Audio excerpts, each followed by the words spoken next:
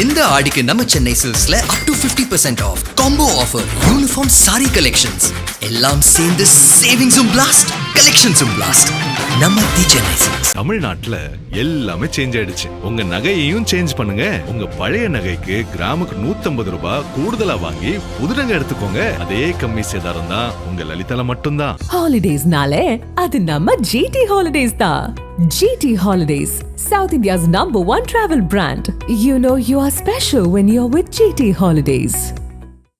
கர்நாடக மாநில தலைநகர் பெங்களூரில் உள்ள பிரபலமான பேலஸ் சாலையில் 8ஆம் தேதி மாலை நேரத்தில் பரபரப்பான போக்குவரத்துக்கு மத்தியில் அதிர்ச்சியூட்டும் சம்பவம் ஒன்று நிகழ்ந்தது. மாலை 6 மணியளவில் அலுவலக நேர முடிவில் வாகனங்கள் அதிக அளவில் இயங்கிக் கொண்டிருந்த நேரத்தில் சாலையின் நடுவே ஒரு பெரிய நாகப்பாம்பு திடீரென வந்தது. பாம்பு தலை உயர்த்தி படம் எடுத்தபடி ஆக்ரோஷமாக நின்று கொண்டிருந்த காட்சி அப்பகுதியில் சென்ற வாகன ஓட்டிகள் மற்றும் பாதசாரிகளிடையே பெரும் பீதியை ஏற்படுத்தியது. சிலர் வாகனத்தை நிறுத்திவிட்டு இறங்கி ஓடினர். மற்றவர்கள் காரின் கதவுகளை பூட்டிக் கொண்டு உள்ளேயே அமர்ந்திருந்தனர். பாம்பு எந்தவித பயமும் இன்றி சாலையின் மையப்பகுதியில் நீண்ட நேரம் நின்று கொண்டிருந்ததால் யாரும் அதை நெருங்க அஞ்சினர். இந்த சம்பவத்தால் அப்பகுதியில் சுமார் 45 நிமிடங்கள் முதல் 1 மணி நேரம் வரை போக்குவரத்து முற்றிலும் முடக்கப்பட்டது. பேலஸ் சாலை முழுவதும் வாகனங்கள் நீண்ட வரிசையில் நின்றன. போக்குவரத்து நெரிசல் அருகிலுள்ள சாலைகளுக்கும் பரவியது. பலர் அலுவலகம் செல்லும் வழியில் சிக்கிக்கொண்டு தங்கள் மொபைல்களில் இந்த காட்சியை பதிவு செய்து சமூக வலைதளங்களில் பகிர்ந்தனர். தகவல் அறிந்த உடனே பெங்களூரு போக்குவரத்து காவல்துறையினர் சம்பவ இடத்திற்கு விரைந்து வந்தனர். அவர்களுடன் வனத்துறை அதிகாரிகளும் இணைந்து பாம்பை பத்திரமாக பிடித்து கட்டுப்படுத்தினர். பாம்பு எந்த மனிதருக்கும் கடி ஏற்படுத்தாமல் பத்திரமாக மீட்கப்பட்டு அருகிலுள்ள காட்டுப்பகுதிக்கு அனுப்பி வைக்கப்பட்டது. இந்த சம்பவத்தின் வீடியோக்கள் மற்றும் புகைப்படங்கள் சமூக வலைதளங்களில் வேகமாக பரவி வருகின்றன. நெட்டிசன்கள் இந்த சம்பவத்தை வைத்து கிண்டலாக பல கருத்துக்களை பதிவிட்டு வருகின்றனர்.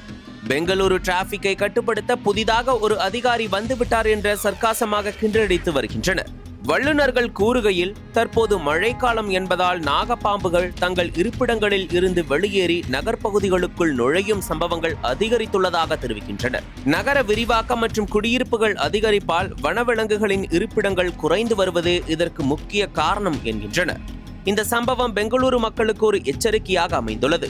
வன விலங்குகளை பார்த்தால் உடனடியாக வனத்துறைக்கு தகவல் தெரிவிக்க வேண்டும் என்றும் தாங்களாகவே அதை அணுக முயற்சிக்க கூடாது என்றும் அதிகாரிகள் அறிவுறுத்தியுள்ளனர்.